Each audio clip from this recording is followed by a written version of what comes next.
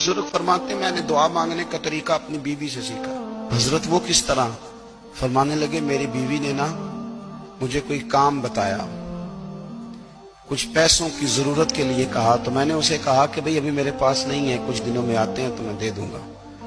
औरतों की आदत होती है, वो बार बार याद कराती हैं। 2-4 दिनों के बाद फिर उसने कहा हजरत वो मैंने कहा था कुछ पैसे, मैंने उसे कहा कि अभी मेरे पास नहीं है, कुछ दिनों में मिलते हैं तो मैं तुम्हें दे दूंगा।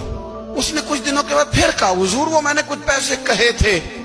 फरमाते मैंने डांट दिया, मैंने कहा कि क्या तू रोज मुझे शर्मिंदा करती है, कहा ना मेरे पास नहीं है, होंगे तो दे दूंगा, तू रोज याद कराती है।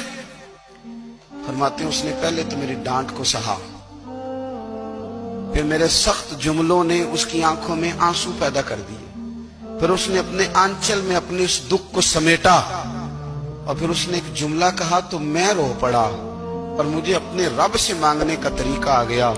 मुझे कहने लगी हजरत जी आपने डांट दिया, मैंने सह लिया, पर आप ही मेरे शौहर हैं, बताएं ना आपसे न कहूं तो मैं किससे जाके कहूं।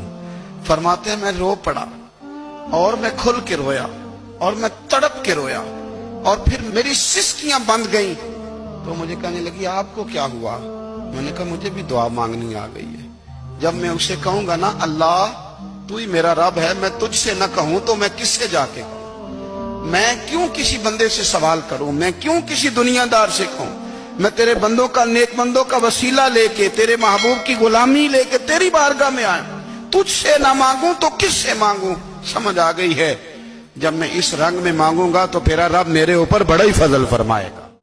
ऐसी मज़ीद इस्लामी वीडियोस देखने के लिए हमारा YouTube channel MBZ official subscribe करें।